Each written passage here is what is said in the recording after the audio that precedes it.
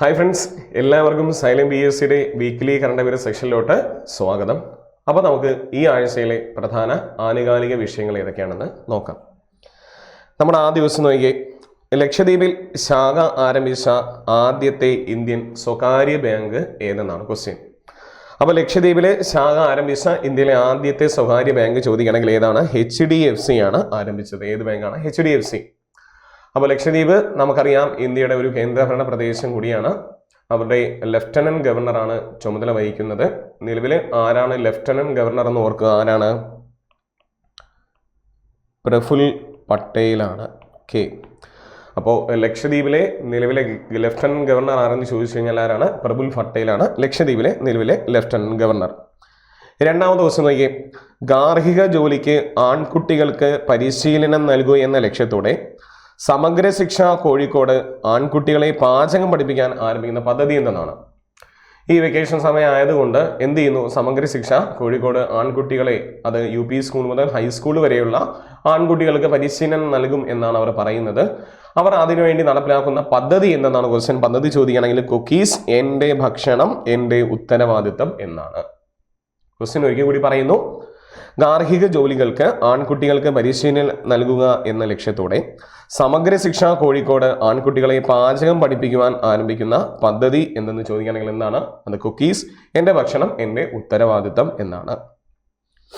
അടുത്തൊരു ക്വസ്റ്റ്യൻ നോക്കിയേ, മുങ്ങിക്കപ്പലുകൾ തമ്മിലുള്ള ആശയവിനിമയ പരീക്ഷണങ്ങൾക്കായിട്ട് naval physical and oceanographic laboratory submersible platform സ്ഥാപിതമായ കേരളത്തിലെ സ്ഥലം ഏതെന്നാണ് ക്വസ്റ്റ്യൻ. അപ്പോൾ ഒന്നുകൂടി ക്വസ്റ്റ്യൻ വായിക്കുന്നു, മുങ്ങിക്കപ്പലുകൾ തമ്മിലുള്ള ആശയവിനിമയ പരീക്ഷണങ്ങൾക്കായിട്ട് naval physical and oceanographic laboratory submersible platform സ്ഥാപിതമായത് എവിടെയെന്ന് ചോദിക്കുകയാണെങ്കിൽ എവിടെയാണ്? കുളമാവാണ്. കുളമാവ് ഇടുക്കി ജില്ലയിലാണ്. ഈ naval physical and oceanographic laboratory സ്ഥിതി ചെയ്യുന്നത് കൊച്ചിയിലാണ്. ഓർത്ത് വെച്ച് കേട്ടോ, കൊച്ചിയിലാണ് എന്ത് ചെയ്യുന്നത്? ഇത് സ്ഥിതി ചെയ്യുന്നത്. അപ്പോൾ ഇതെവിടെയാണ് ഇത് സ്ഥാപിതമാക്കുന്നത് എന്ന് ചോദിച്ചാൽ എവിടെയാണ്? അത് കുളമാവ്. കുളമാവ് എവിടെയെന്ന് ചോദിക്കണമെങ്കിൽ എവിടെയാണ്? കുളമാവ് ഇടുക്കിയിലാണ് ഇത് സ്ഥാപിതമായിരിക്കുന്നത്. അടുത്തൊരു ട്രെയിനുമായിട്ട് ബന്ധപ്പെട്ടൊരു ക്വസ്റ്റ്യൻ ആയിരുന്നു. കേരളത്തിലെ ആദ്യ ഡബിൾ ഡക്കർ ട്രെയിൻ പരീക്ഷണ അടിസ്ഥാനത്തിൽ സർവീസ് നടത്തിയ എവിടെയെന്നാണ്? കേരളത്തിലെ ആദ്യത്തെ ഡബിൾ ഡക്കർ ട്രെയിന് പരീക്ഷണ അടിസ്ഥാനത്തിൽ സർവീസ് നടത്തിയ എവിടെയെന്ന് ചോദിക്കുകയാണെങ്കിൽ എവിടെയാണ്? കോയമ്പത്തൂർ പാലക്കാടായിരുന്നു സർവീസ് നടത്തിയത്, അല്ലേ? കോയമ്പത്തൂർ പാലക്കാട് സർവീസ് നടത്തിയത് ഏത് ട്രെയിൻ സർവീസാണ്? ഉദയ് എക്സ്പ്രസ് ആണ് സർവീസ് നടത്തിയിരിക്കുന്നത്. അപ്പോൾ കേരളത്തിലെ ആദ്യ ഡബിൾ ഡക്കർ ട്രെയിൻ പരീക്ഷണ അടിസ്ഥാനത്തിൽ സർവീസ് നടത്തിയത് എവിടെയെന്ന് ചോദിച്ചാൽ എവിടെയാണ്? അത് കോയമ്പത്തൂർ പാലക്കാടാണ്. ഏതാണ്? ഉദയ് എക്സ്പ്രസ് ആണ് സർവീസ് നടത്തിയിരിക്കുന്നത്. അടുത്തൊരു ക്വസ്റ്റ്യൻ നോക്കിയേ, സംസ്ഥാനത്തെ ആദ്യ ട്രാൻസ്ജെൻഡർ ഫിലിം സൊസൈറ്റി രൂപീകരിച്ച ജില്ല? കേരള സംസ്ഥാനത്തെ ആദ്യത്തെ ട്രാൻസ്ജെൻഡർ ഫിലിം സൊസൈറ്റി രൂപീകരിച്ചിരിക്കുകയാണ്. ഏത് ജില്ലയിലെന്ന് ചോദിച്ചു കഴിഞ്ഞാൽ ഏതാണ്? അത് കോഴിക്കോട് ജില്ലയാണ് രൂപീകരിച്ചത്. ആ ട്രാൻസ്ജെൻഡേഴ്സ് ഫിലിം സൊസൈറ്റി അറിയപ്പെടുന്നത് ട്രാൻസ് മുദ്ര എന്ന പേരിലാണ് അറിയപ്പെടുന്നത്. ഏത് പേരിലാണ്? ട്രാൻസ് മുദ്ര എന്ന പേരിലാണ് ട്രാൻസ്ജെൻഡേഴ്സ് ഫിലിം സൊസൈറ്റി അറിയപ്പെടുന്നത്. ഏതാണ്? ട്രാൻസ് മുദ്ര എന്ന പേരിലാണ് അറിയപ്പെടുന്നത്. അടുത്തൊരു മറ്റൊരു പ്രധാനപ്പെട്ട ഒരു ക്വസ്റ്റ്യൻ ആണ്. കേരളത്തിലെ വിഷുവിന് സമാനമായി തമിഴ്നാട്ടിലെ ഉത്സവം ഏതെന്നായിരുന്നു? അല്ലെ, നമുക്കിപ്പോൾ വിഷു കഴിഞ്ഞായിരുന്നു. ഇതിന് സമാനമായിട്ട് തമിഴ്നാട്ടിൽ നടന്ന ഉത്സവം ചോദിക്കുകയാണെങ്കിൽ പുത്താണ്ട് എന്ന് പറയുന്ന ഉത്സവമാണ്. പുതുവർഷത്തെ ആചരിക്കുന്ന തമിഴ്നാട്ടിലെ ഒരു ചടങ്ങാണ് പുത്താണ്ട് എന്ന് പറയുന്നത്. അപ്പോൾ കേരളത്തിലെ വിഷുവിന് സമാനമായിട്ട് തമിഴ്നാട്ടിൽ നടന്ന ചടങ്ങ് ചോദിക്കുകയാണെങ്കിൽ ഏതാണ്? പുത്താണ്ട് എന്നാണ്. ഇതിന് സമാനമായിട്ട് പഞ്ചാബിൽ നടന്ന ഉത്സവം ചോദിക്കുകയാണെങ്കിൽ വൈശാഖി എന്ന് പറയുന്ന ഉത്സവമാണ്. ഏതാണ്? വിഷുവിന് സമാനമായിട്ട് പഞ്ചാബുകാരുടെ ഒരു പുതുവർഷ ആഘോഷം, അല്ലെ, കൊയ്ത്തുത്സവം എന്നൊക്കെ പറയുന്നത് ഏതാണ്? അത് വൈശാഖിയാണ്. അപ്പോൾ പഞ്ചാബിലാണ് വൈശാഖി ഏപ്രിൽ മാസമായിരുന്നു നടന്നത്. ഇവിടുത്തെ ക്വസ്റ്റ്യൻ എന്തായിരുന്നു? കേരളത്തിലെ വിഷുവിന് സമാനമായി തമിഴ്നാട്ടിലെ ഉത്സവം ചോദിച്ചു കഴിഞ്ഞാൽ ഏതാണ്? അത് പുത്താണ്ട് എന്ന പേരിലാണ് അറിയപ്പെടുന്നു. അപ്പോൾ ഇതിന് സമാനമായിട്ട് പഞ്ചാബിൽ നടന്ന ഉത്സവം ചോദിക്കുകയാണെങ്കിൽ ഏതാണ്? അത് വൈശാഖി എന്ന പേരിലാണ് അറിയപ്പെടുന്നത്. അടുത്തൊരു പ്രധാനപ്പെട്ട ഒരു ക്വസ്റ്റ്യൻ ആണ്. ഇന്ത്യയുടെ രണ്ടാമത്തെ ബഹിരാകാശ വിനോദസഞ്ചാരിയാകുന്നത് ആരെന്നാണ്? അല്ലേ, നമ്മൾ ഒരുപക്ഷെ സന്തോഷ് ജോർജ് കുളങ്ങര ഇന്ത്യയുടെ രണ്ടാമത്തെ ബഹിരാകാശ സഞ്ചാരിയാകും എന്നൊരു വാർത്തയൊക്കെ ഉണ്ടായിരുന്നു. പക്ഷെ അതിനു മുമ്പ് ഗോപീചന്ദ് തോട്ടക്കുറ എന്ന് പറയുന്ന ആന്ധ്രാപ്രദേശുകാരൻ എന്ത് ചെയ്യാണ്? ഇന്ത്യയുടെ രണ്ടാമത്തെ ബഹിരാകാശ വിനോദസഞ്ചാരിയായിട്ട് മാറുകയാണ്. ഓക്കെ, നമുക്കറിയാം ജെഫ് ബെസോസിന്റെ ബ്ലൂ ഒറിജിൻ എന്ന് പറയുന്ന ബഹിരാകാശ ദൗത്യത്തിൽ തിരഞ്ഞെടുത്തൊരു വ്യക്തിയും കൂടിയാണ് ആര്? ഗോപീചന്ദ് തോട്ടക്കുറ എന്ന് പറയുന്ന ഒരു വ്യക്തി. അപ്പോൾ രാകേഷ് ശർമ്മയാണ് ആദ്യം ബഹിരാകാശത്ത് പോയ ഇന്ത്യക്കാരൻ. അപ്പോൾ സ്വാഭാവികമായിട്ടും ബഹിരാകാശത്തേക്ക് പോകുന്ന അല്ലെങ്കിൽ ബഹിരാകാശ സഞ്ചാരിയാവുന്ന രണ്ടാമത്തെ ഇന്ത്യക്കാരൻ ആരെന്ന് ചോദിച്ചു കഴിഞ്ഞാൽ ആരാണ്? അത് ഗോപീചന്ദ് തോട്ടക്കുറയാണ്. ആന്ധ്രാപ്രദേശ് സ്വദേശിയാണ് ഗോപീചന്ദ് തോട്ടക്കുറ എന്ന് പറയുന്നത്. അപ്പോൾ ഇതിനിടെ രണ്ടാമത്തെ ബഹിരാകാശ വിനോദസഞ്ചാരിയാവുന്ന ആരെന്ന് ചോദിച്ചു കഴിഞ്ഞാൽ ആരാണ്? അത് ഗോപീചന്ദ് തോട്ടക്കുറയാണ്. ആന്ധ്രാപ്രദേശ് സ്വദേശിയാണ്. ജെഫ് ബെസോസിന്റെ ബ്ലൂ ഒറിജിൻ എന്ന് പറയുന്ന ബഹിരാകാശ ദൗത്യത്തിൽ തിരഞ്ഞെടുത്ത ഒരു ഇന്ത്യക്കാരൻ കൂടിയാണ് ഇദ്ദേഹം. നല്ലൊരു ക്വസ്റ്റ്യൻ എന്ത് ചെയ്യുക? ഓർത്ത് വെച്ചേക്കുക. അടുത്തൊരു ക്വസ്റ്റ്യൻ നോക്കിയ സമ്പൂർണ്ണ സൂര്യഗ്രഹണ സമയത്ത് നാസയുടെ റോക്കറ്റ് ദൗത്യത്തിൽ ഉണ്ടായിരുന്ന ഇന്ത്യൻ വംശജനായിരുന്നാണ് ക്വസ്റ്റ്യൻ. സമ്പൂർണ്ണ സൂര്യഗ്രഹണ സമയത്ത് നാസയുടെ റോക്കറ്റ് ദൗത്യത്തിൽ ഉണ്ടായിരുന്ന ഇന്ത്യൻ വംശജൻ ആരെന്ന് ചോദിച്ചു കഴിഞ്ഞാൽ ആരോഷ് ബാർജാതിയാണ്. അപ്പോൾ സൂര്യഗ്രഹണം നമുക്കറിയാം ഏപ്രിൽ മാസം 8-ാം തീയതിയായിരുന്നു.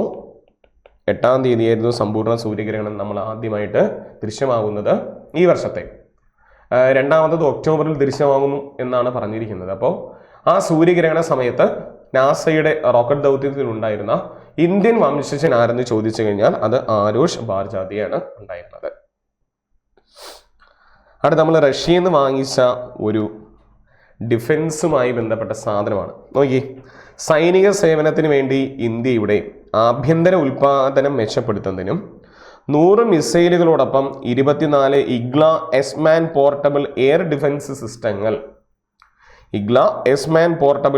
ഡിഫൻസ് സിസ്റ്റങ്ങൾ ഇന്ത്യക്ക് കൈമാറിയ രാജ്യം ചോദിച്ചു കഴിഞ്ഞാൽ റഷ്യയാണ്. അപ്പോൾ ഏത് രാജ്യത്തിൽ നിന്നാണ് India Igla S man portable air defence സിസ്റ്റങ്ങൾ വാങ്ങി എന്ന് ചോദിക്കുകയാണെങ്കിൽ ഏതാണ്? അത് റഷ്യയിൽ നിന്നാണ്. ആ സിസ്റ്റങ്ങൾ എന്ന് പറയുന്നത് താഴ്ന്നു പറക്കുന്ന വിമാനങ്ങളും ഹെലികോപ്റ്ററുകളെല്ലാം വെടിവെച്ച് വീഴ്ത്താനൊക്കെ പറ്റുന്ന സിസ്റ്റമായിട്ടാണ് ഇത് പറയുന്നത് അവർ. അപ്പോൾ നമ്മുടെ സൈനിക ശേഷി വർദ്ധിപ്പിക്കുക, ഒപ്പം ഡിഫൻസിൽ എന്ത് ചെയ്യാണ്? കൂടുതൽ ആയുധങ്ങളെല്ലാം നമ്മളിപ്പോൾ വാങ്ങിച്ചുകൊണ്ടിരിക്കുകയാണ്. അപ്പോൾ അതുമായി ബന്ധപ്പെട്ട് 100 മിസൈലുകൾ എന്ത് ചെയ്യുന്നുണ്ട്? നമ്മൾ റഷ്യയിൽ നിന്ന് മേടിച്ചായിരുന്നു. അപ്പോൾ ഇത് ഏത് രാജ്യത്തിൽ നിന്ന് ഒരു ക്വസ്റ്റ്യൻ നമുക്ക് പ്രതീക്ഷിക്കാം. ഏത് രാജ്യത്തിൽ നിന്ന് വാങ്ങിച്ചു എന്ന് ചോദിച്ചാൽ ഏത് രാജ്യത്തിൽ നിന്നാണ്? റഷ്യയിൽ നിന്നാണ് നമ്മൾ വായിച്ചത്. അപ്പോൾ ക്വസ്റ്റ്യൻ ഒരിക്കൽ കൂടി പറയുന്നു. സൈനിക സേവനത്തിന് വേണ്ടി ഇന്ത്യയുടെ ആഭ്യന്തര ഉൽപാദനം മെച്ചപ്പെടുത്തുന്നതിനും 100 മിസൈലുകളോടൊപ്പം 24 Igla S man portable air defence സിസ്റ്റങ്ങൾ ഇന്ത്യ ഏത് രാജ്യത്തിൽ നിന്ന് വാങ്ങിച്ചു എന്ന് ചോദിച്ചാൽ ഏത് രാജ്യത്തിൽ നിന്നാണ്? റഷ്യയിൽ നിന്നാണ് വാങ്ങിച്ചിരിക്കുന്നത്. ഇനി ഒരു സൈനിക ഓപ്പറേഷന്റെ 40ാമത് വാർഷികമാണ്. നോക്കി, 2024 ഏപ്രിൽ 14 ഓപ്പറേഷൻ മേഘദൂതിന്റെ എത്രാമത് വാർഷികമാണ് ആചരിച്ചു എന്ന് ചോദിച്ചു കഴിഞ്ഞാൽ 40ാമത് വാർഷികമാണ് നമ്മൾ ആചരിച്ചു, അല്ലെ? ഓപ്പറേഷൻ മേഘദൂത് ലോകത്തിലെ തന്നെ ഏറ്റവും ഉയരത്തിൽ സ്ഥിതി ചെയ്യുന്ന യുദ്ധഭൂമിയായിട്ടുള്ള സിയാച്ചിനിൽ നമ്മൾ ഇന്ത്യൻ സൈന്യം നടത്തിയ ഓപ്പറേഷൻ ആയിരുന്നു ഓപ്പറേഷൻ മേഘദൂത്, അല്ലെ?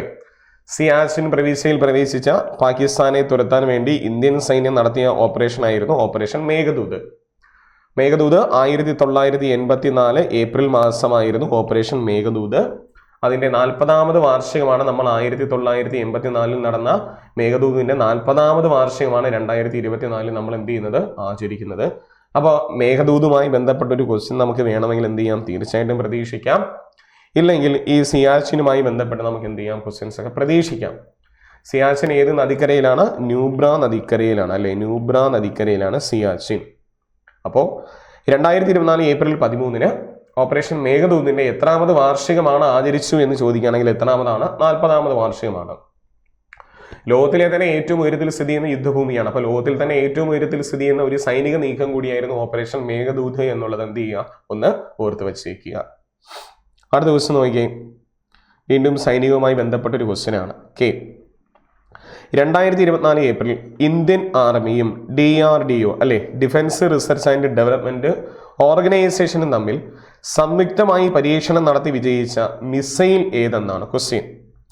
അപ്പോൾ 2024 ഇന്ത്യൻ ആർമിയോടൊപ്പം DRDOയും സംയുക്തമായിട്ട് പരീക്ഷണം നടത്തി വിജയിച്ച മിസൈൽ ചോദിക്കുകയാണെങ്കിൽ അത് man portable anti tank guided മിസൈലാണ്. Man portable anti tank guided missile എന്ന് പറയുന്ന മിസൈലാണ് എന്ത് ചെയ്യുന്നത്, പരീക്ഷണം നടത്തി എന്ത് ചെയ്ത് വിജയിച്ചിരിക്കുന്നത് അല്ലെ. ഇതിന്റെ നിർമ്മാണ ചുമതല ആർക്കെന്ന് ചോദിക്കുകയാണെങ്കിൽ ഭാരത് ഡൈനാമിക് ലിമിറ്റഡിനാണ്.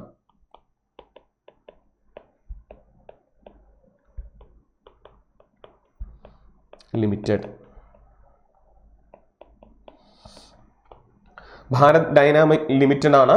ഈ ഭാരത് ഡൈനാമിക് ലിമിറ്റഡിന്റെ ആസ്ഥാനം ചോദിക്കുകയാണെങ്കിൽ തെലുങ്കാനയിലാണ്. ഇതിന്റെ ആസ്ഥാനം എവിടെയാണ്?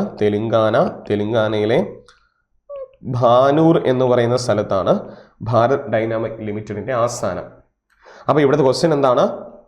2024 ഏപ്രിലിൽ ഇന്ത്യൻ ആർമിയും DRDOയും തമ്മിൽ സംയുക്തമായി പരീക്ഷണം നടത്തി വിജയിച്ച മിസൈൽ ഏതെന്നാണ് ക്വസ്റ്റ്യൻ. മിസൈൽ എന്താണ്? Man portable anti tank guided മിസൈലാണ്. അടുത്തൊരു ക്വസ്റ്റ്യൻ നോക്കിയേ.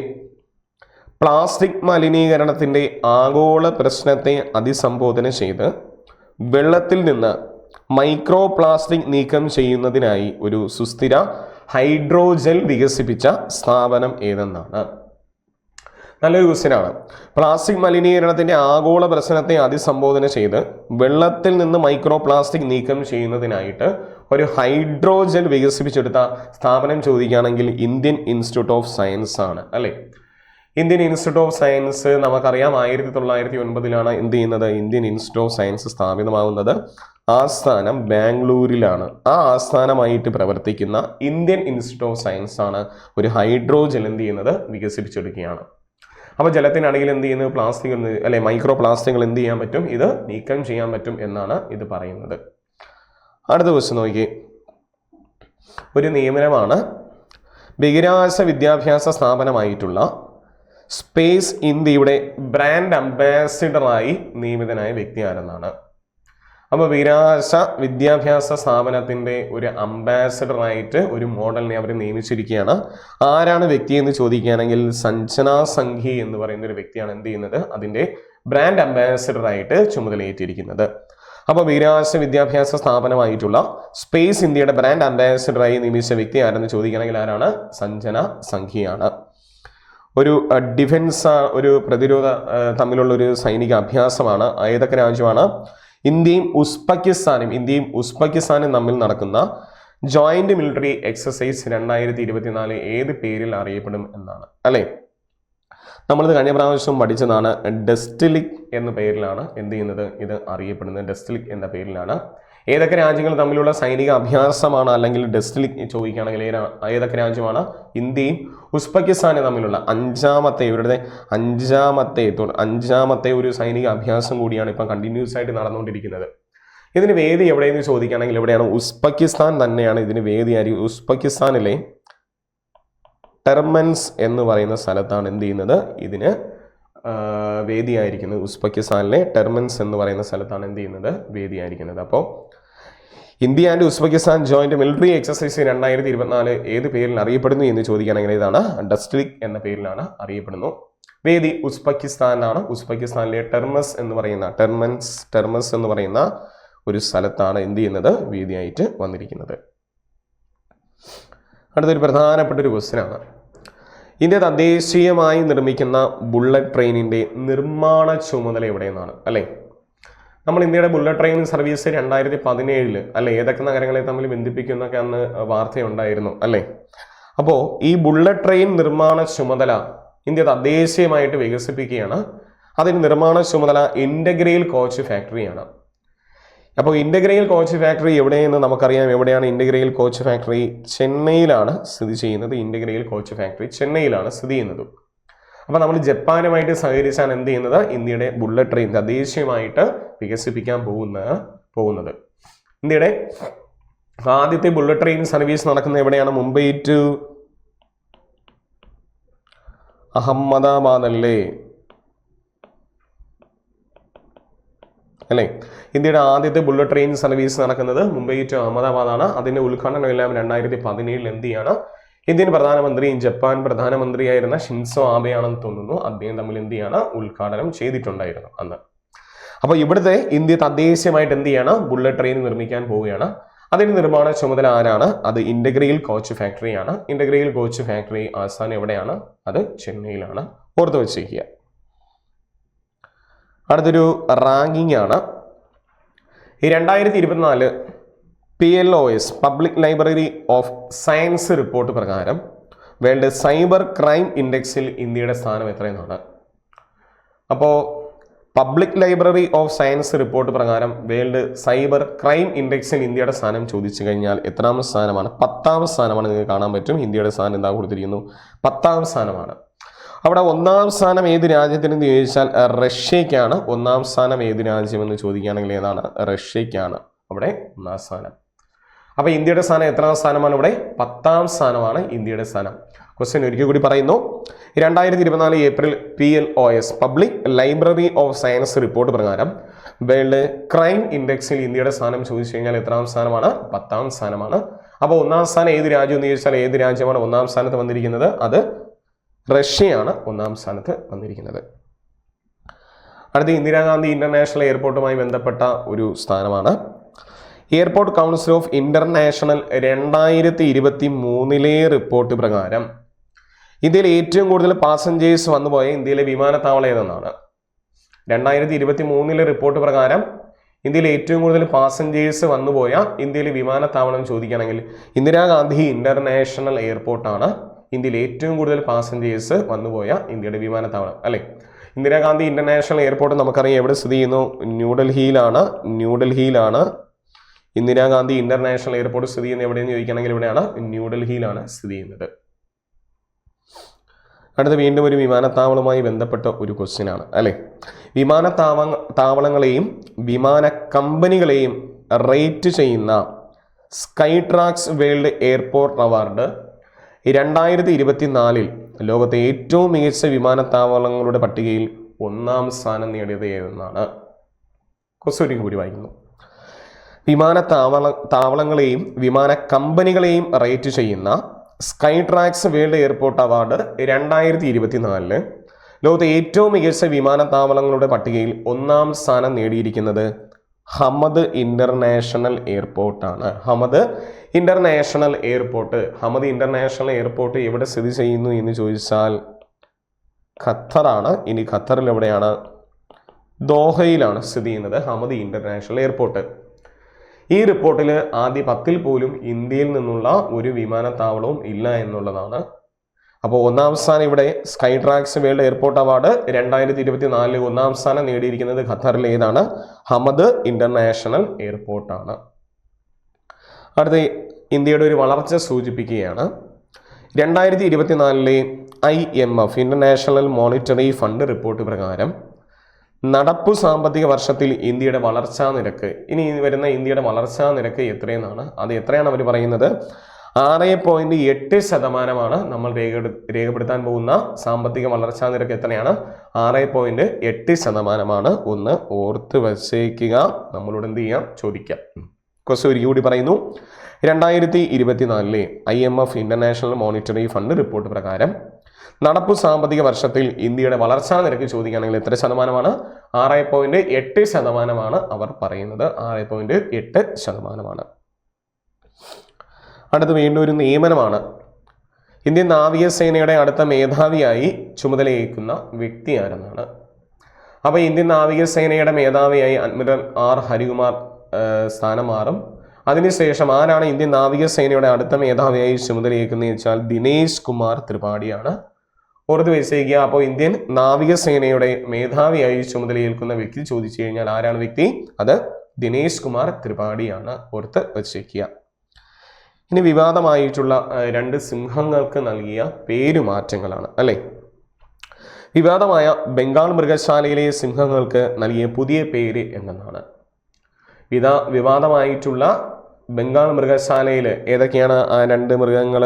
അത് അക്ബർ എന്ന പേരിലും സീത എന്ന പേരിലുമായിരുന്നു, അല്ലേ? അപ്പോൾ അതിന് പേര് മാറ്റി സൂരജ് തനയ എന്ന പേരിലോട്ട് മാറ്റിയിട്ടുണ്ട്. ഒന്നോർത്ത് വെച്ച് ചെയ്യുക. അപ്പോൾ വിവാദമായ ബംഗാൾ മൃഗശാലയിലെ സിംഹങ്ങൾക്ക് നൽകിയ പുതിയ പേരുകൾ ഏതൊക്കെയെന്ന് ചോദിച്ചാൽ സൂരജ് തനയ എന്ന പേരാണ് നൽകിയിരിക്കുന്നത്. അടുത്ത വീണ്ടും ഒരു നിയമനമാണ്. CBIയുടെ ജോയിന്റ് ഡയറക്ടറായി ചുമതലയേറ്റ വ്യക്തി ആരാണ്?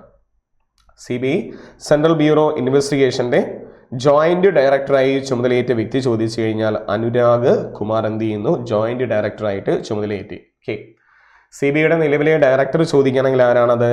പ്രവീൺ സൂദാണ് അല്ലേ? CBIയുടെ നിലവിലെ ഡയറക്ടർ ചോദിച്ചു കഴിഞ്ഞാൽ ആരാണ്? പ്രവീൺ സൂദാണ് CBIയുടെ നിലവിലെ ഡയറക്ടർ. നേരത്തെ അദ്ദേഹം കർണാടകയിലെ DGP ആയിരുന്നു. നിലവിൽ അദ്ദേഹം എന്ത് ചെയ്യാണ്? പ്രവീൺ സൂദ് CBI ഡയറക്ടറായിട്ട് മാറിയിട്ടുണ്ട്. സോ ഇവിടുത്തെ ക്വസ്റ്റ്യൻ എന്താ? CBIയുടെ ജോയിന്റ് ഡയറക്ടറായി ചുമതലയേറ്റ വ്യക്തി ചോദിക്കുകയാണെങ്കിൽ ആരാണ്? അനുരാഗ് കുമാറാണ്. ജോയിന്റ് ഡയറക്ടറായിട്ട് ചുമതലയേറ്റ വ്യക്തി ആരാണ്? അനുരാഗ് കുമാറാണ്. ഓക്കെ. സോ അടുത്ത ക്വസ്റ്റ്യൻ നോക്കി. 2024 ഏപ്രിൽ ഇന്ത്യയിലെ എത്ര സംസ്ഥാനങ്ങളിലാണ് കോട്ടൺ ടെസ്റ്റ് ലാബുകൾ സ്ഥാപിക്കുവാൻ കേന്ദ്ര സർക്കാർ തീരുമാനിച്ചത്? അപ്പോൾ 2024 ഏപ്രിലിൽ ഇന്ത്യയിലെ എത്ര സംസ്ഥാനങ്ങളിലാണ് കോട്ടൺ ടെസ്റ്റുകൾ സ്ഥാപിക്കുവാനായിട്ട് കേന്ദ്ര സർക്കാർ തീരുമാനിച്ചു എന്ന് ചോദിച്ചാൽ 6 സംസ്ഥാനങ്ങളിലാണ് ഇത് സ്ഥാപിക്കാൻ തീരുമാനിച്ചത്. എത്ര സംസ്ഥാനങ്ങളിലാണ്? 6 സംസ്ഥാനങ്ങളിൽ തീരുമാനിച്ചു. അതിൽ കേരളം ഉണ്ടോ എന്ന് ചോദിച്ചു കഴിഞ്ഞാൽ കേരളം ഇല്ല. ബാക്കി സംസ്ഥാനങ്ങൾ തമിഴ്നാടുണ്ട്, കർണാടകയുണ്ട്, മഹാരാഷ്ട്രയുണ്ട്, ഗുജറാത്ത്, പിന്നെ ഏതാ? ഹരിയാന, പഞ്ചാബ്. ഇങ്ങനെ 6 സ്റ്റേറ്റിൽ എന്ത് ചെയ്യാണ്? കോട്ടൺ ടെസ്റ്റ് ലാബുകൾ എന്ത് ചെയ്യാൻ തീരുമാനിക്കാനായിട്ട് കേന്ദ്ര സർക്കാർ എന്ത് ചെയ്യുന്നു? അത് തീരുമാനിച്ചിരിക്കുകയാണ്. അപ്പോൾ എത്ര സ്റ്റേറ്റ് എന്നായിരിക്കും നമ്മളോട് ഒരു പക്ഷേ തരിക, ഇല്ലെങ്കിൽ ഇല്ലാത്തത് ഏത് സ്റ്റേറ്റ് എന്ന് വേണമെങ്കിൽ എന്ത് ചെയ്യാം? നമ്മളോട് ചോദിക്കാം. അടുത്ത ദിവസം നോക്കിയേ. 2024 ഏപ്രിൽ നൈഷി ഗോത്രത്തിൻ്റെ ഏറ്റവും പഴക്കമേറിയ ഉത്സവമായ ലോങ്ടേ ഫെസ്റ്റിവൽ നടന്ന ഇന്ത്യൻ സംസ്ഥാനം ഏതെന്നാണ്? നമ്മളോട് ചോദിക്കാം, അല്ലെങ്കിൽ ലോങ്ടേ ഫെസ്റ്റിവൽ നടന്ന ഇന്ത്യൻ സംസ്ഥാനം ഏതെന്ന് മാത്രം ചോദിക്കാം. അല്ലെങ്കിൽ 2024 ഏപ്രിൽ നൈഷി ഗോത്ര വിഭാഗത്തിൻ്റെ ഏറ്റവും പഴക്കമേറിയ ഉത്സവം ഏതെന്ന് ചോദിക്കാം. അല്ലെങ്കിൽ നൈഷി ഗോത്ര വിഭാഗത്തിൻ്റെ മാത്രമായിട്ട് ചോദിക്കാം. അപ്പോൾ 2024 ഏപ്രിൽ നൈഷി ഗോത്ര വിഭാഗത്തിൻ്റെ ഏറ്റവും പഴക്കമേറിയ ഉത്സവമായ ലാംഗ്ടേ ഫെസ്റ്റിവൽ നടന്ന ഇന്ത്യൻ സംസ്ഥാനം ചോദിച്ചു കഴിഞ്ഞാൽ ഏതാണ്? അരുണാചൽ പ്രദേശാണ്. അരുണാചൽ പ്രദേശിലെ ഏറ്റവും വലിയ ഗോത്രങ്ങളിലൊന്നാണ് നൈഷി ഗോത്രം എന്ന് പറയുന്നത്. നമ്മൾ മുൻകാല എക്സാമിന് നമ്മളൊരു ക്വസ്റ്റ്യൻ പഠിച്ചിട്ടുണ്ട്, ജൂം കൃഷി രീതി എന്ന് പറയുന്നത് അല്ലേ? ജൂം കൃഷി രീതി. ഈ ജൂം കൃഷി രീതി നടപ്പിലാക്കിയത് നൈഷി ഗോത്ര വിഭാഗം എന്നാണ് പറയുന്നത്. ജൂം കൃഷി രീതി ഏത് സ്റ്റേറ്റിൽ എന്നാണ് PSC ചോദിച്ചിട്ടുള്ളത്? ജൂം കൃഷി രീതി നടപ്പിലാക്കുന്നത് അരുണാചൽ പ്രദേശിലാണ്. അപ്പോൾ അത് നൈഷി ഗോത്ര വിഭാഗമാണ് ഇത് നടത്തി എന്നാണ് പറയുന്നത്, ജൂം കൃഷി രീതിയല്ല. അപ്പോൾ ഇവിടുത്തെ ക്വസ്റ്റ്യൻ എന്താണ്? ഒരു ഫെസ്റ്റിവലാണ്, ലാംഗ്ടേ ഫെസ്റ്റിവൽ. അത് ഏത് സ്റ്റേറ്റിൽ നിന്ന് ചോദിച്ചാൽ അത് ഏത് സ്റ്റേറ്റാണ്? അരുണാചൽ പ്രദേശാണ്. ഏത് ഗോത്ര വിഭാഗത്തിൻ്റെ എന്ന് ചോദിക്കുകയാണെങ്കിൽ ഏതാണ്? അത് നൈഷി ഗോത്ര വിഭാഗത്തിൻ്റെതാണ് ഇത് ഫെസ്റ്റിവൽ. ഓക്കെ. അടുത്ത ദിവസം നോക്കിയേ. അയോധ്യയിലെ രാം മന്ദിറിൽ നടന്ന രാംലല്ലയുടെ ചരിത്ര പ്രസിദ്ധമായിട്ടുള്ള പ്രാൺ പ്രതിഷ്ഠാ ചടങ്ങിനോടുള്ള ആദര സൂചകമായി ഇന്ത്യ ഗവൺമെന്റ് പുറത്തിറക്കിയ നാണയമാണ്. പ്രാൺ പ്രതിഷ്ഠാ ചടങ്ങിൻ്റെ ആദര സൂചകമായിട്ട് ഇന്ത്യ ഗവൺമെന്റ് പുറത്തിറക്കിയ നാണയം സുവനീർ വെള്ളി നാണയം എന്ന പേരിലാണ് അറിയപ്പെടുന്നത്. സുവനീർ വെള്ളി നാണയമാണ്. അതിൻ്റെ ഒരു ഭാഗത്ത് രാമന്റെ ചിത്രവും മറ്റൊരു ഭാഗത്ത് എന്താണ്? അത് ക്ഷേത്രത്തിന്റെ ചിത്രം കൂടി ഉൾപ്പെടുത്തിയാണ് എന്ത് ചെയ്യുന്നത്? ഈ വെള്ളി നാണയം, ഏത് വെള്ളി നാണയമാണ് പുറത്തിറക്കി എന്നുള്ളത് ഒന്ന് ഓർത്ത് വെച്ചേക്കുക. അടുത്ത് 18ാമത് ലോകസഭ ഇലക്ഷനുമായി ബന്ധപ്പെട്ട ഒരു ക്വസ്റ്റ്യൻ ആണ്. 18ാം ലോകസഭാ തെരഞ്ഞെടുപ്പിന്റെ ആദ്യഘട്ടത്തിൽ എത്ര ശതമാനത്തിൽ കൂടുതലാണ് പോളിംഗ് രേഖപ്പെടുത്തിയത്? ഇലക്ഷൻ കമ്മീഷൻ പോൾ രേഖപ്പെടുത്തിയത് എത്ര ശതമാനത്തിൽ കൂടുതലാണെന്ന് ചോദിക്കുകയാണെങ്കിൽ എത്ര ശതമാനത്തിൽ കൂടുതലാണ്? 60% കൂടുതലാണ് പോളിംഗ്. ഒന്നാം ഘട്ട പോളിംഗ് എത്ര ശതമാനത്തിൽ കൂടുതലെന്ന് ചോദിക്കാം. എത്രയാണ്? 60% കൂടുതലാണ് എന്ത് ചെയ്യുന്നത്? പോൾ ചെയ്തിരിക്കുന്നത് അല്ലെ? ചില വാർത്താ മാധ്യമങ്ങൾ 62.64 എന്നും 63.17% എന്നും അങ്ങനെ 62, 63, 64 എന്നെല്ലാം രേഖപ്പെടുത്തിയിട്ടുണ്ട്.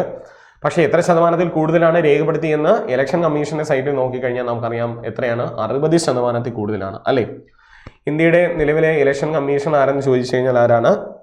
സോ രാജീവ് കുമാറാണ് 25ാമത് ഇന്ത്യയുടെ ഇലക്ഷൻ കമ്മീഷണറാണ് രാജീവ് കുമാർ. കേരളത്തിൽ ചോദിക്കുകയാണെങ്കിൽ എ ഷാജഹാനാണ്.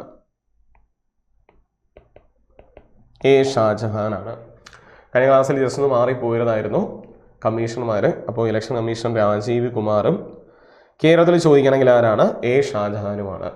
അപ്പോൾ നമുക്ക് ഇപ്രാവശ്യത്തെ ലോകസഭാ തിരഞ്ഞെടുപ്പ് 18ാം ലോകസഭാ തിരഞ്ഞെടുപ്പ് 7 ഘട്ടങ്ങളിലായിട്ടാണ് പോകുന്നത്.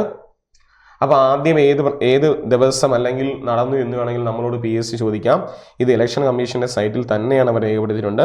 ഏപ്രിൽ 19 1ാം ഘട്ട ഇലക്ഷൻ നടന്നത്. ഒന്ന് ഓർത്ത് വെച്ചേക്കുക. ഇനി ഈ 1ാം ഘട്ട ഇലക്ഷനുമായി ബന്ധപ്പെട്ട് എന്താ നോക്കിക്കോളൂ. ഈ ആൻഡമാൻ നിക്കോബാറിൽ ഒരു പ്രധാനപ്പെട്ട ഒരു ക്വസ്റ്റ്യൻ ആണ്. ചരിത്രത്തിൽ തന്നെ ആദ്യമായിട്ട് ആൻഡമാൻ നിക്കോബാറിലെ ഏത് ഗോത്ര വിഭാഗക്കാരാണ് 18ാം ലോകസഭാ തെരഞ്ഞെടുപ്പിൽ വോട്ട് ചെയ്തു എന്നത്? ചരിത്രത്തിൽ തന്നെ ആദ്യമായിട്ട് ആൻഡമാൻ നിക്കോബാറിലെ ഒരു ഗോത്ര വിഭാഗം ഈ 18ാമത് ലോകസഭാ തെരഞ്ഞെടുപ്പിൽ എന്ത് ചെയ്യാണ്? വോട്ട് ചെയ്തിരിക്കുകയാണ്.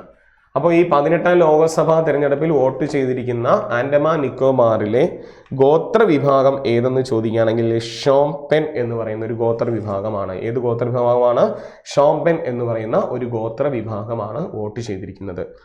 ഇതൊരു നല്ലൊരു ക്വസ്റ്റ്യൻ ആണ്. നമ്മളോട് എന്ത് ചെയ്യാം വേണമെങ്കിൽ ചോദിക്കാം. ഷോംപെൻ ഗോത്ര വിഭാഗം കാണുന്ന സ്ഥലം ഏതെന്ന് വേണമെങ്കിൽ നമ്മളോട് എന്ത് ചെയ്യാം ചോദിക്കാം. അല്ലെങ്കിൽ ഈ പറഞ്ഞതുപോലെ അവർ വോട്ട് ചെയ്തതിന് ശേഷം ഈ പിക്ചറിൽ കാണുന്നത് അവർ വോട്ട് ചെയ്തതിന് ശേഷം ഫോട്ടോയ്ക്ക് വേണ്ടി പോസ്റ്റ് ചെയ്തിരിക്കുകയാണ്. വലിയൊരു വാർത്തയായിട്ടുള്ളതും കൂടിയാണ്.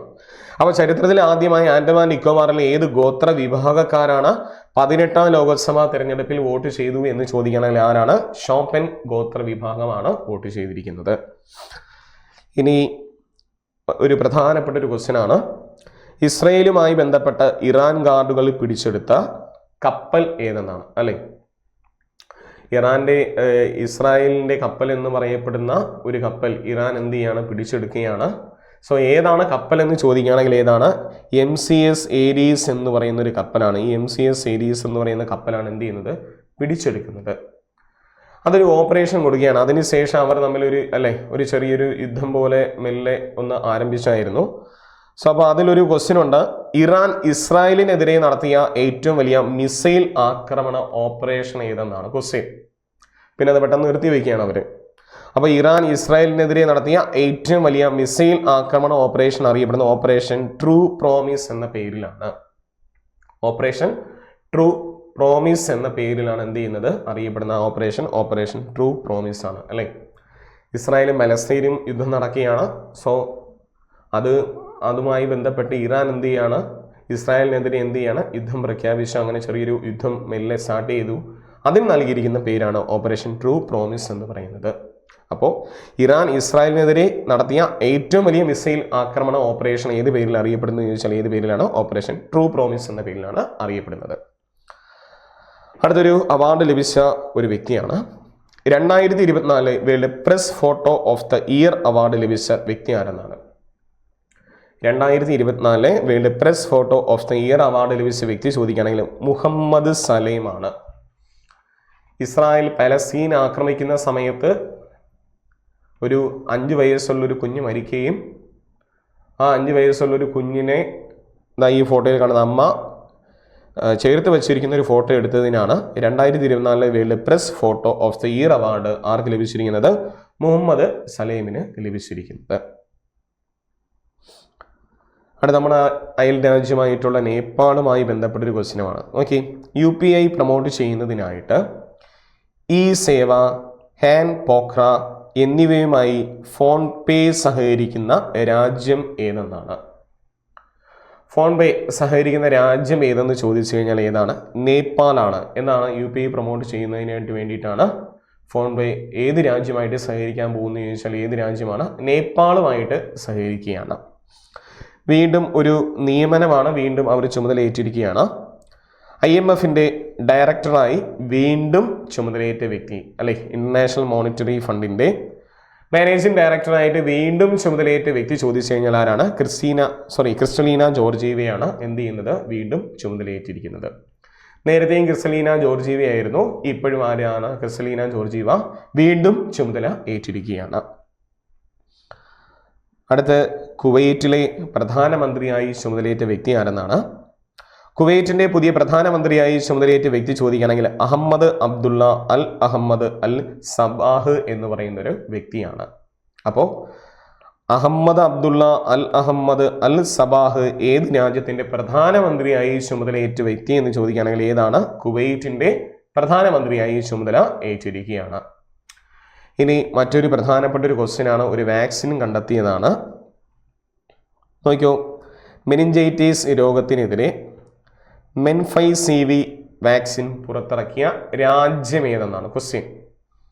അപ്പോൾ മെനിഞ്ചൈറ്റിസ് രോഗം നമ്മളെ തലച്ചോറിനെ എല്ലാം ബാധിക്കുന്ന ഒരു രോഗം കൂടിയാണ് മെനിഞ്ചൈറ്റിസ് എന്ന് പറയുന്ന രോഗം.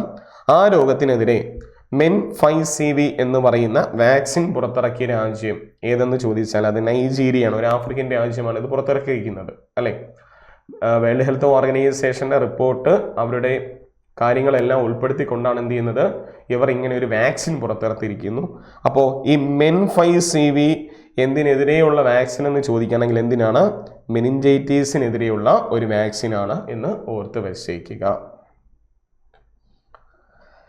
അടുത്ത വാർത്തകളിൽ നിറഞ്ഞിരുന്ന ഒരു വലിയൊരു കാര്യമാണ്, അല്ലെ? ക്ലൗഡ് സീഡിംഗ് എന്ന കാലാവസ്ഥാ പരീക്ഷണത്തെ തുടർന്ന് 75 വർഷത്തിനിടെ ഏറ്റവും ഉയർന്ന മഴ ലഭിച്ച നഗരം ഏതെന്നാണ്, അല്ലെ? ചൂട് കാരണം ദുബായ് ഗവൺമെന്റ് എന്ത് ചെയ്യാണ്? കൃത്രിമ മഴ, അല്ലെ? കൃത്രിമ മഴ പെയ്യിപ്പിക്കുന്നതാണ് ക്ലൗഡ് സീഡിംഗ് എന്ന് പറയുന്നത്. അപ്പോൾ ആ മഴ പെയ്യിപ്പിച്ചു, അവസാനം എന്ത് ചെയ്യണം? എല്ലാം ഒരു പണി വാങ്ങിച്ചിരിക്കുകയാണ്. ദുബായിൽ ഫുള്ളിപ്പോൾ വെള്ളപ്പൊക്കമാണ്, മഴ കാരണം വെള്ളപ്പൊക്കമാണ്. അപ്പോൾ ക്ലൗഡ് സീഡിംഗ് എന്ന കാലാവസ്ഥാ പരീക്ഷണത്തെ തുടർന്ന് 75 വർഷത്തിനിടെ ഏറ്റവും ഉയർന്ന മഴ ലഭിച്ച നഗരം ചോദിക്കുകയാണെങ്കിൽ ഏതാണ്? ദുബായ് ആണ് ലഭിച്ചിരിക്കുന്നത്. ഏത് നഗരത്തിലാണ്? ദുബായിലാണ്. ഓർത്ത് വെച്ചേക്കുക, ചോദിക്കാൻ ചാൻസ് ഉള്ള ഒരു ക്വസ്റ്റ്യൻ കൂടിയാണ്. അടുത്തൊരു അഗ്നിപർവ്വതം വീണ്ടും പൊട്ടുകയാണ് ഇന്തോനേഷ്യയിൽ. 2024 ഏപ്രിൽ ഇന്തോനേഷ്യയിൽ പൊട്ടിത്തെറിച്ച അഗ്നിപർവ്വതം ഏതെന്ന് ചോദിക്കുകയാണെങ്കിൽ റുവാഗ് എന്ന് പറയുന്ന അഗ്നിപർവ്വതമാണ്. ഓർത്ത് വെക്കുക, റുവാഗ് എന്ന് പറയുന്ന അഗ്നിപർവ്വതം ഏത് രാജ്യത്ത് സ്ഥിതി ചെയ്യുന്നു എന്ന് ചോദിച്ചാൽ ഏതാണ്? ഇന്തോനേഷ്യയിലാണ്. കാരണം 2024 എന്ത് ചെയ്യാണ്? അത് വീണ്ടും പൊട്ടിത്തെറിച്ചിരിക്കുകയാണ് റുവാഗ് എന്ന് പറയുന്ന അഗ്നിപർവ്വതം. അടുത്തൊരു പുസ്തകമാണ് 2024 പുറത്തിറക്കിയ സൽമാൻ റുഷ്ദിയുടെ ഓർമ്മക്കുറിപ്പ് ഏതെന്നാണ്, അല്ലെ? സൽമാൻ റുഷ്ദി നമുക്കറിയാം, മാൻ ബുക്കർ പ്രൈസ് ലഭിച്ച ഒരു വ്യക്തിയും കൂടിയാണ് സൽമാൻ റുഷ്ദി എന്ന് പറയുന്നു. അദ്ദേഹത്തിന്റെ ഓർമ്മക്കുറിപ്പ് എന്ത് ചെയ്യാണ്? പുറത്തിറക്കിയിരിക്കുകയാണ്. നൈഫ് എന്ന പേരിലാണ് എന്ത് ചെയ്യുന്നത്? അദ്ദേഹത്തിന്റെ ഓർമ്മക്കുറിപ്പ് പുറത്തിറക്കിയിരിക്കുന്നത്. അപ്പോൾ സൽമാൻ റുഷ്ദിക്ക് മാൻ ബുക്കർ പ്രൈസ് ലഭിച്ചത് ഏതാ പുസ്തകം? മിഡ്നൈറ്റ് ചിൽഡ്രൻ എന്ന് പറയുന്ന ഒരു പുസ്തകത്തിന് മാൻ ബുക്കർ പ്രൈസ് ലഭിച്ച വ്യക്തിയാണ് സൽമാൻ റുഷ്ദി. അപ്പോൾ 2024 പുറത്തിറങ്ങിയ സൽമാൻ റുഷ്ദിയുടെ ഓർമ്മക്കുറിപ്പ് ഏതെന്ന് ചോദിക്കുകയാണെങ്കിൽ ഏതാണ്? നൈഫ് എന്ന പേരിലാണ് അറിയപ്പെടുന്നത്. ഇനി 1-2 കാര്യം നമ്മുടെ ഇപ്പോൾ സൈലം PSC നിങ്ങൾക്ക് വേണ്ടി ഓൺലൈൻ ബാച്ചുകളിൽ ഒത്തിരി പോകുന്നുണ്ട്. കുറേ പേര് ഇതൊക്കെ അറിയുന്നില്ല എന്നൊരു ഇത് വന്നിട്ടുണ്ട്. സോ നമ്മൾ ഈ കറണ്ട് അഫെയറിൽ കൂടെ എന്ത് ചെയ്യണം? ഏതൊക്കെ ബാച്ചുകളാണ് നിങ്ങൾക്ക് ജോയിൻ ചെയ്യാൻ താല്പര്യമുണ്ട് എങ്കിൽ എന്ത് ചെയ്യുക? ജോയിൻ ചെയ്യുക. 1-2 ബാച്ച് ഞാനൊന്ന് പരിചയപ്പെടുത്തരാം. അതിലൊന്ന് നമ്മൾ LD ടൈപ്പിസ്റ്റ് ബാച്ച് നമ്മൾ ആരംഭിച്ചിരിക്കുകയാണ്. സൈലം PSC ഓൺലൈനായിട്ട് നമ്മൾ LD ടൈപ്പിസ്റ്റ് ഏപ്രിൽ മാസം 6-ാം തീയതി ആരംഭിച്ചിരിക്കുകയാണ്. 2499 രൂപയാണ് നിങ്ങൾക്ക് കോഴ്സ് ഫീ ആയിട്ട് വരുന്നത്. എക്സാം വരെ തീർച്ചയായിട്ടും നിങ്ങൾക്ക് എന്ത് ചെയ്യുന്നു? സിലബസ് എല്ലാം കവർ ചെയ്ത് പൂർണ്ണമായിട്ടും എല്ലാ സിലബസും കവർ ചെയ്തിട്ട് നിങ്ങൾക്ക് ക്ലാസ് തരുന്നതായിരിക്കും. അപ്പോൾ ഇതൊന്ന് നിങ്ങൾക്ക് ജോയിൻ ചെയ്യുകയാണെങ്കിൽ ഈ പറയുന്ന 9995100800 എന്ന് പറയുന്ന നമ്പറിൽ വിളിച്ച് നിങ്ങൾക്ക് കോൺടാക്റ്റ് ചെയ്യാവുന്നതാണ്. അപ്പോൾ LD ടൈപ്പിസ്റ്റ് മറ്റൊരു പ്രധാനപ്പെട്ടൊരു കോഴ്സാണ് ഹൈക്കോർട്ട് അസിസ്റ്റൻ്റ്, അല്ലേ? ഹൈക്കോർട്ട് അസിസ്റ്റൻ്റ് ഡിഗ്രി ലെവൽ കോഴ്സാണ്. സോ അതും നമ്മൾ ഏപ്രിൽ മാസം 6-ാം തീയതി എന്ത് ചെയ്യാണ്? ആരംഭിച്ചിരിക്കുകയാണ്. അതിന് വരുന്നത് 4999 രൂപയാണ് നമ്മൾ പറയുന്നത്. അപ്പോൾ നിങ്ങൾക്ക് ജോയിൻ ചെയ്യാൻ താല്പര്യമുണ്ടെങ്കിൽ നേരത്തെ പറഞ്ഞ അതേ നമ്പറാണ് 9995100800 വിളിച്ച് എന്ത് ചെയ്യുക? ജോയിൻ ചെയ്യുക. ഇനി മൂന്നാമത് ഇപ്പോൾ പോയിക്കൊണ്ടിരിക്കുന്നവരാണ് LDC ഓൺലൈൻ ക്രാഷ് കോഴ്സ് എന്ന് പറയുന്നത്. അറിയാം, ഈ ആഴ്ച എന്ത് ചെയ്യാണ്? LDC ഡേറ്റ് പബ്ലിഷ് ചെയ്തിരിക്കുകയാണ്.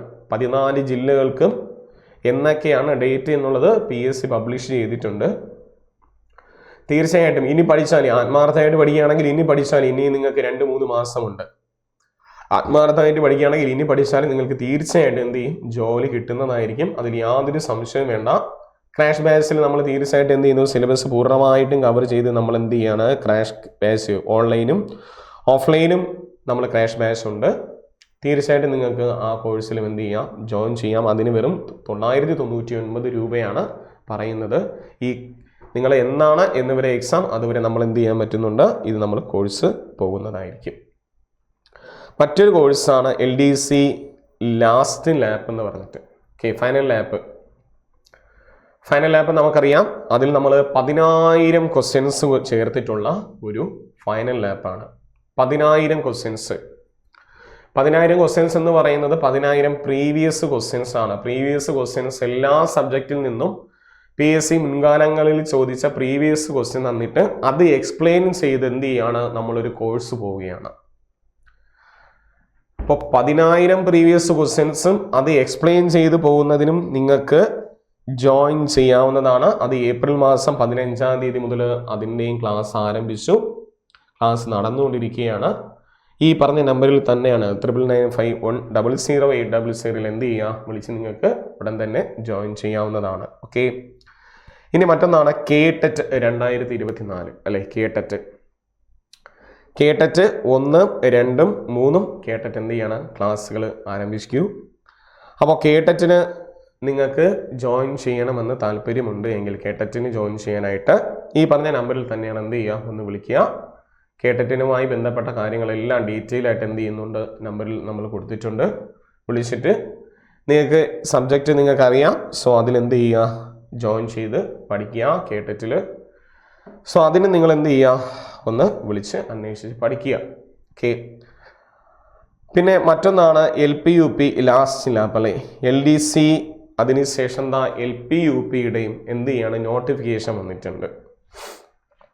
പ്രീവിയസ് ക്വസ്റ്റ്യൻസും അഡീഷണൽ ക്വസ്റ്റ്യൻസ് എല്ലാം വിശകലനം ചെയ്തുകൊണ്ട് സൈലം PSC LP UP ടീച്ചേഴ്സിന് വേണ്ടിയിട്ട് 10,000 ക്വസ്റ്റ്യൻസും അതെല്ലാം വിശകലനം ചെയ്തുകൊണ്ട് നിങ്ങൾക്ക് വേണ്ടിയിട്ട് ഒരു കോഴ്സ് ആരംഭിച്ചിരിക്കുകയാണ്. പലരും ജോയിൻ ചെയ്തിട്ടുണ്ട്. ഇനി ഇത് അറിഞ്ഞില്ല, കണ്ടില്ല, ഇങ്ങനെ ജോയിൻ ചെയ്യാൻ പറ്റിയില്ല എന്നൊന്നും പറഞ്ഞു കളയരുത്. ഏപ്രിൽ മാസം 15-ാം തീയതി നമ്മൾ ക്ലാസ് ആരംഭിച്ചു.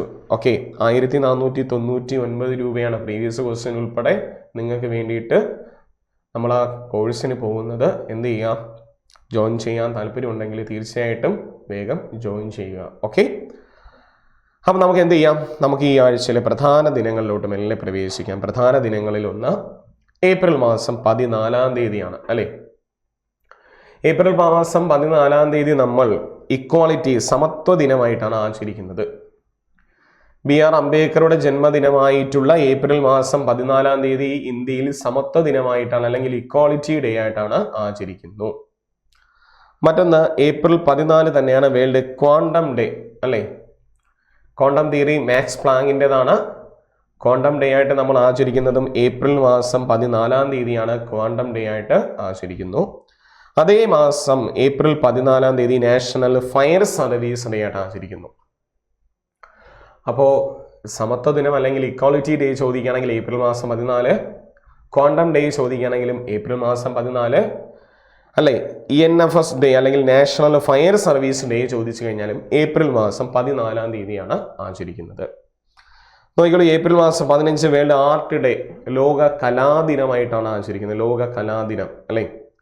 ലിയനാർഡോ ഡാവിൻസി അല്ലേ, ചിത്രകലയുടെ പിതാവ് എന്നറിയപ്പെടുന്ന ലിയനാർഡോ ഡാവിൻസിയുടെ ജന്മദിനമാണ് നമ്മൾ എന്ത് ദിനമായിട്ട് ആചരിക്കുന്നു, ലോക കലാദിനമായിട്ട് ആചരിക്കുന്നത്. അപ്പോൾ എന്നാണ് ലോക കലാദിനം എന്ന് ചോദിച്ചാൽ അത് ഏപ്രിൽ മാസം 15-ാം തീയതിയാണ് ലോക കലാദിനമായിട്ട് ആചരിക്കുന്നത്.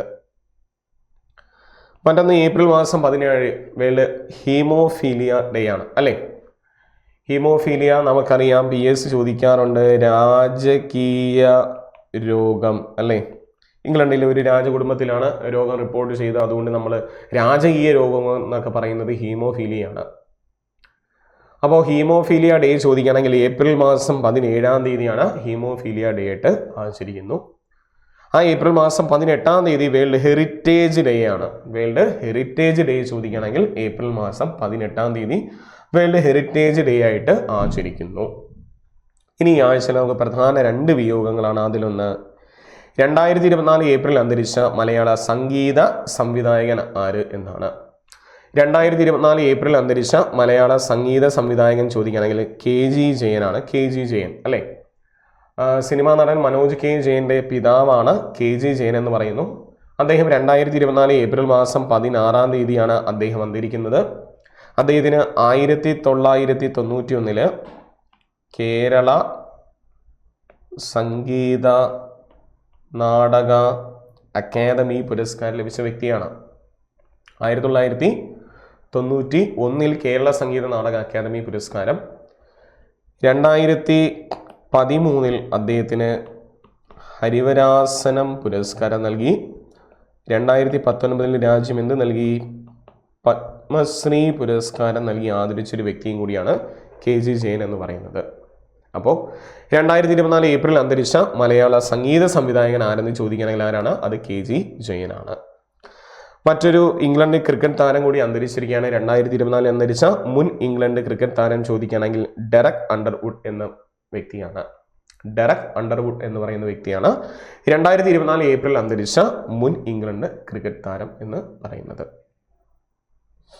ഈ ആഴ്ചയിലെ പ്രധാന കായികങ്ങളാണ്. 2023-2024 ജർമ്മൻ മുണ്ടസ് ലീഗ് കിരീടം നേടിയ ടീം ഏതെന്നാണ്. ഇത് പോയിന്റ് അടിസ്ഥാനത്തിൽ ലീഗ് കിരീടം നേടിയിരിക്കുകയാണ്. ആരാണ്? ബെയർ ലെവർകുസൻ എന്ന് പറയുന്ന ഒരു ടീം എന്ത് ചെയ്യാണ്? 2023-2024 ജർമ്മൻ മുണ്ടസ് ലീഗ് കിരീടം നേടിയാണ്. അപ്പോൾ 2023-2024 ജർമ്മൻ മുണ്ടസ് ലീഗ് കിരീടം നേടിയ ടീം ചോദിക്കുകയാണെങ്കിൽ ഏതാണ്? ബെയർ ലെവർകുസൻ എന്ന് പറയുന്ന ടീമാണ് നേടിയിരിക്കുന്നത്. മറ്റൊരു പ്രധാനപ്പെട്ട ഒരു കായിക വാർത്തയാണ്. നോക്കിയേ, മെക്സിക്കോയിൽ നടന്ന ചലഞ്ചർ ടെന്നീസ് ടൂർണമെന്റ് ഡബിൾസ് കിരീടം നേടിയ ഇന്ത്യക്കാർ ആരൊക്കെയെന്നാണ്. മെക്സിക്കോയിൽ നടന്ന ചലഞ്ചർ ടെന്നീസ് ടൂർണമെന്റിൽ ഡബിൾസ് കിരീടം നേടിയ ഇന്ത്യക്കാർ ചോദിച്ചു കഴിഞ്ഞാൽ അർജുൻ ഖാദയും ജീവൻ നെടുഞ്ചിഴിയനും ആണ്. ഒന്ന് അർജുൻ ഖാദെ മഹാരാഷ്ട്ര പൂനെ സ്വദേശിയാണ് അർജുൻ ഖാദെ. ജീവൻ നെടുഞ്ചിഴിയൻ ഏത് സ്റ്റേറ്റ് എന്ന് ചോദിച്ചാൽ തമിഴ്നാടിലാണ്. ജീവൻ നെടുഞ്ചിഴിയൻ ഏത് സ്റ്റേറ്റ് എന്ന് ചോദിച്ചാൽ തമിഴ്നാട്, ചെന്നൈ സ്വദേശിയാണ്. നമ്മൾ തീർച്ചയായിട്ടും പ്രതീക്ഷിക്കാം ഒരുപക്ഷെ ഇവർ ഏത് കായികയിനുമായി ബന്ധപ്പെട്ട വ്യക്തിയെന്ന് ചോദിക്കുകയാണെങ്കിൽ ഏതാണ് കായികയിനം? ടെന്നീസ് ആണ്. ഒന്ന് ഓർത്ത് വച്ചേക്കുക. ഇനി ക്രിക്കറ്റുമായി ബന്ധപ്പെട്ട പ്രധാനപ്പെട്ട ഒരു ക്വസ്റ്റ്യൻ ആണ്. T20 ക്രിക്കറ്റ് ചരിത്രത്തിലെ 500 സിക്സറുകൾ നേടുന്ന ആദ്യ ഇന്ത്യക്കാരൻ ആരെന്നാണ് ക്വസ്റ്റ്യൻ. T20 ചരിത്രത്തിൽ 500 സിക്സറുകൾ നേടുന്ന ആദ്യ ഇന്ത്യക്കാരൻ ചോദിക്കുകയാണെങ്കിൽ ഇന്ത്യൻ ക്രിക്കറ്റ് ടീം ക്യാപ്റ്റൻ ആയിട്ടുള്ള രോഹിത് ശർമ്മയാണ് 500 സിക്സറുകൾ നേടുന്ന ആദ്യ ഇന്ത്യക്കാരൻ. ആരാണ്? രോഹിത് ശർമ്മ. ആദ്യ വ്യക്തി ചോദിക്കുകയാണെങ്കിൽ ക്രിസ് ഗെയിലാണ്. ക്രിസ് ഗെയിൽ ഏറ്റവും കൂടുതൽ സിക്സർ നേടുന്ന ക്രിസ് ഗെയിൽ 1056 സിക്സറുകളാണ് ആര് നേടിയത്? ക്രിസ് ഗെയിൽ നേടിയിരിക്കുന്നത്. ഇവിടെ നമ്മൾ എത്രയായി? 500 സിക്സറുകൾ ആയിട്ടുണ്ട്. ആരാണ് ഇന്ത്യക്കാരൻ എന്ന് ചോദിക്കുകയാണെങ്കിൽ ആദ്യ ഇന്ത്യക്കാരൻ ആരാണ്? രോഹിത് ശർമ്മയാണ്.